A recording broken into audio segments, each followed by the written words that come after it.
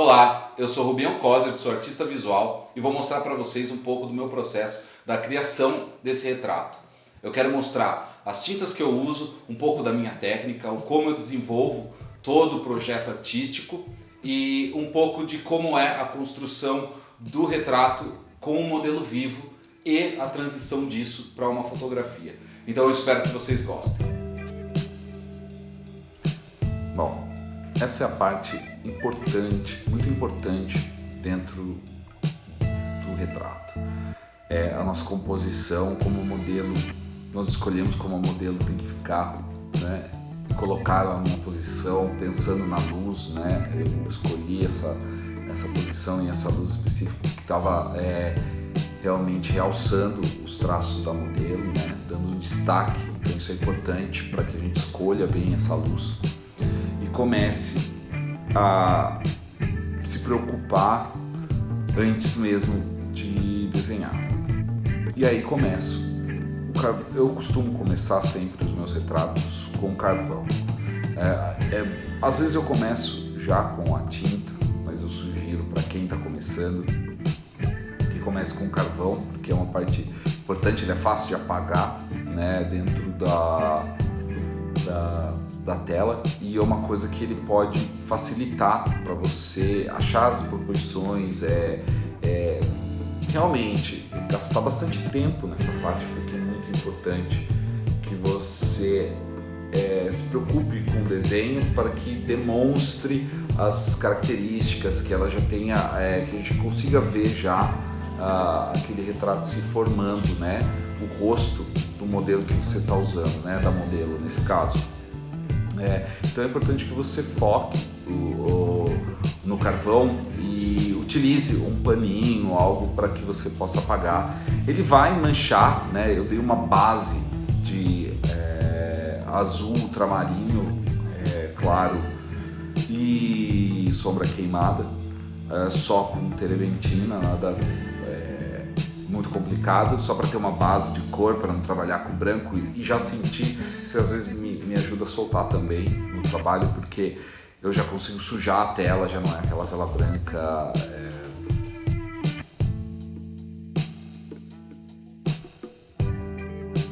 E aí eu começo a blocar, que é a fase que chama-se, né, de blocagem, que é buscar as sombras. Então, não se preocupar muito com o detalhe, use um pincel largo, um pincel que seja grande, que cubra bastante. Eu até poderia ter usado um pincel um pouquinho maior aqui, vendo depois, mas a gente vai tomando essas decisões, vai fazendo. Isso também é uma coisa que é muito importante, por isso que eu acho legal de mostrar o processo, dividir um pouco do meu pensamento, porque eu também me surpreendo.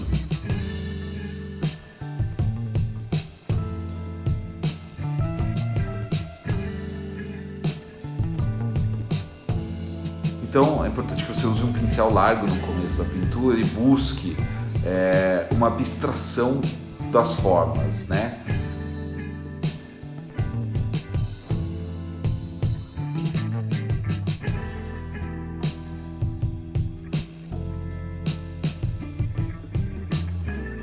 Eu dou uma camada das cores básicas de cor de pele, eu utilizo amarelo ocre, siena queimado e branco basicamente, e um pouco de azul.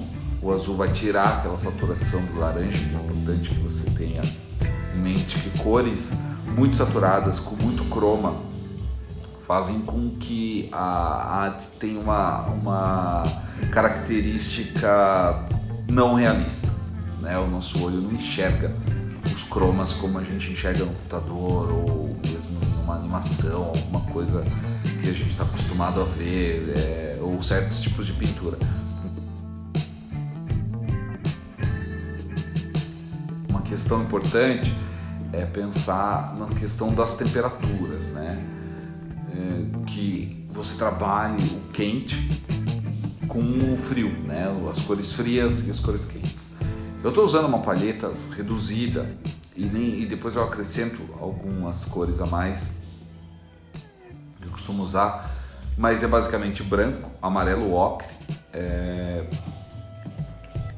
azul alizarim, eu uso um cádmio depois que eu coloco um cádmio claro, vermelho, um cádmio amarelo, claro também, azul ultramarinho, sombra queimada e um pouco de preto, né? Tem gente que não gosta de usar preto, eu acho que se era bom pro Caravaggio e Rembrandt, é muito bom para mim. Eu não tenho nenhum preconceito contra o preto e eu acho que isso aí é uma grande bobagem. Se você usa a palheta que você quer e utilize para que você atinja o melhor resultado que você puder, isso é o mais importante. Uma coisa que acontece muito quando a gente vai pintar ao vivo, e aconteceu nesse vídeo, é que a luz muda, você tem que se adaptar. Eu acho que dá para ver pelo vídeo que você consegue ver a luz mudando, então ela intensifica e diminui. Eu tive muito problema com isso.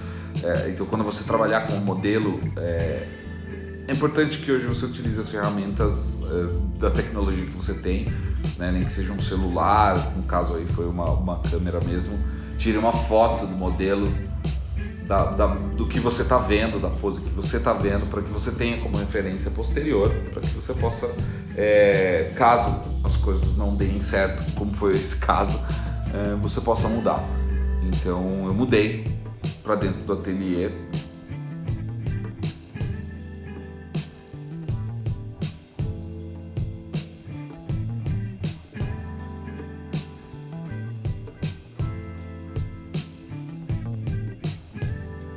O que também ajuda bastante no caso dos detalhes e na questão do controle da luz, do que você está vendo.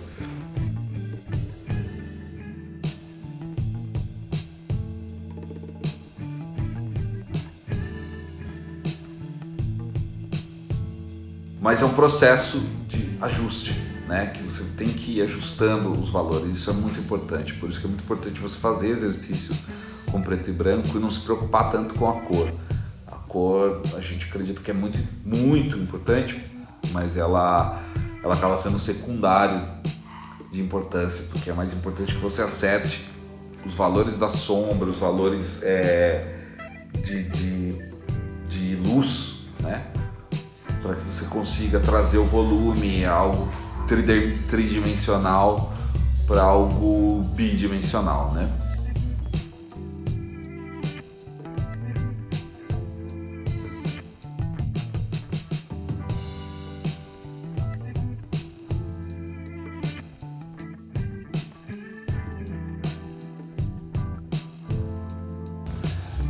O que na minha cabeça às vezes é muito complicado, e eu acredito que na cabeça de diversos pintores, não é uma coisa que, conversando com as pessoas que eu conheço, existe um momento da pintura em que tudo começa a parecer que está errado, né? Você vai ajustando.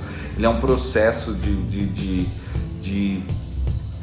extrema, às vezes extrema alegria e extrema frustração ao mesmo tempo, né? As coisas parecem não estar dando certo, parecem não estar. Isso é uma coisa que eu quero dividir aqui dentro do processo, é que sim, tem hora que você tem vontade de desistir, mas você tem que passar esse estágio para que você dê sequência no trabalho.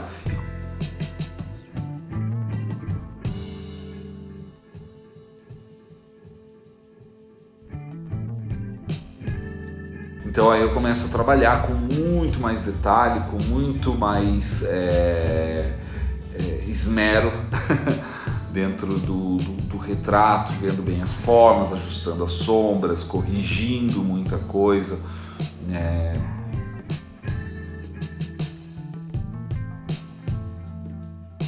Existe aí, né? Eu ajusto um pouco das sombras que eu vejo que começa a suavizar, e tudo isso vem da base que tem dentro do retrato que eu já tinha feito com aquele pincel mais largo. E aí eu vou indo de uma hierarquia, né, do maior para o menor, pensando no desenvolvimento dessa forma, né, de trazer essa tridimensionalidade que é importante.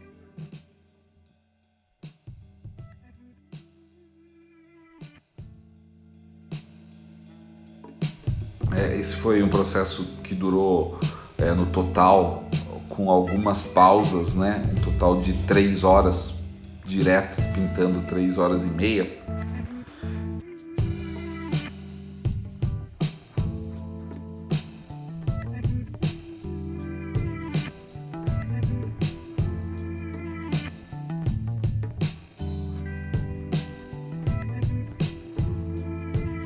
Aí eu começo a suavizar questões da sobrancelha, purificar as sombras, trazer certas cores, certas nuances de temperatura do rosto.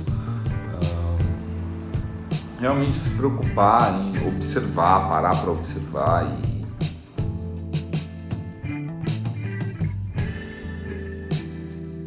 cada detalhinho é importante, né? Eu tenho uma pincelada um pouco pesada às vezes e eu gosto dessa característica no meu trabalho, em que ele não é um trabalho com uma técnica muito lisa, sabe? Eu não gosto daquele retrato com muito esfumato, gosto de ver a pincelada e deixar essa pincelada. Mas você tem que equilibrar uma questão entre o que você deixa, é um controle de borda, né? De edges, falam, né? Que você tem que controlar o que é bem definido, tem bastante contraste, e o que você deixa bem não definido, né?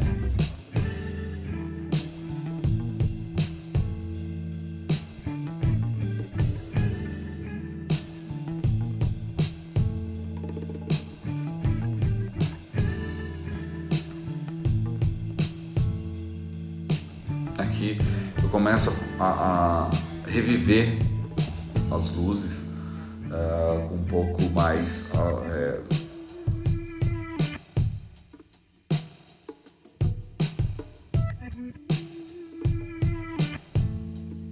bom, eu sempre estou retrabalhando esses valores, né? A questão do claro e do escuro dentro da pintura, porque tudo está relacionado.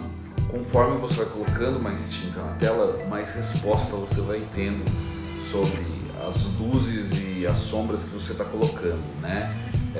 Preste muita atenção que é mais escuro dentro da sua pintura e a parte que é mais clara dentro da sua pintura. E isso pode ser a regra do que você vai direcionar todos os valores que se relacionam dentro da pintura. Agora mostrando um pouco, né, da palheta. Ali em cima eu uso uma espátula para criar a cor que eu quero no fundo, que é esse verde. Para que eu tenha bastante tinta, que eu possa cobrir bastante. Isso é muito importante também, que você veja a quantidade de tinta, não seja muito econômico nisso. Coloque bastante tinta, né? O Sargent falava que a palheta não pode sentir sede quando a gente está pintando, então tem que colocar bastante tinta, ainda mais para cobrir grandes áreas. Então, manda brasa.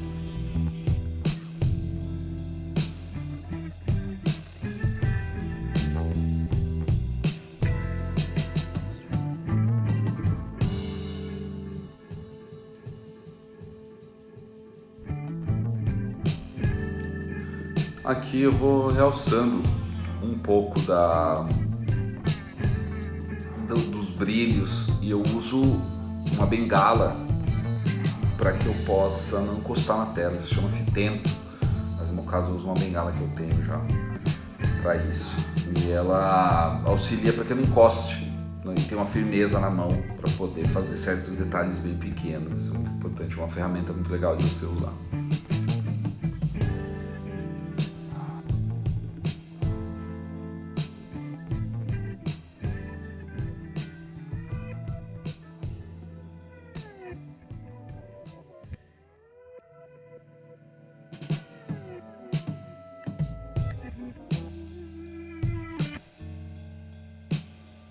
Veja que eu estou sempre realçando e verificando as minhas luzes e as minhas sombras, reforçando certos brilhos, reforçando certas sombras, para que você mantenha esse pensamento dentro de todo o processo de pintura, né? Ele sempre precisa estar sendo verificado, sendo questionado na sua cabeça, né?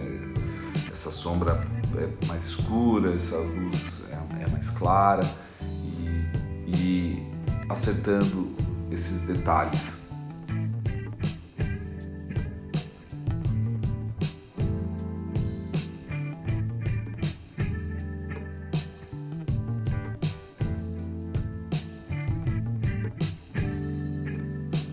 Bom, e aí eu vou chegando ao fim desse trabalho, né?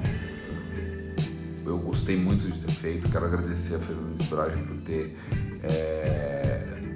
posado para mim, ela que é minha mulher, então minha musa. E espero que tenham gostado, né? E que eu com certeza quero continuar fazendo novos vídeos desse para poder mostrar um pouco do processo e contar um pouco também do meu trabalho e da minha história, né? Então, muito obrigado para todo mundo que acompanhou até aqui.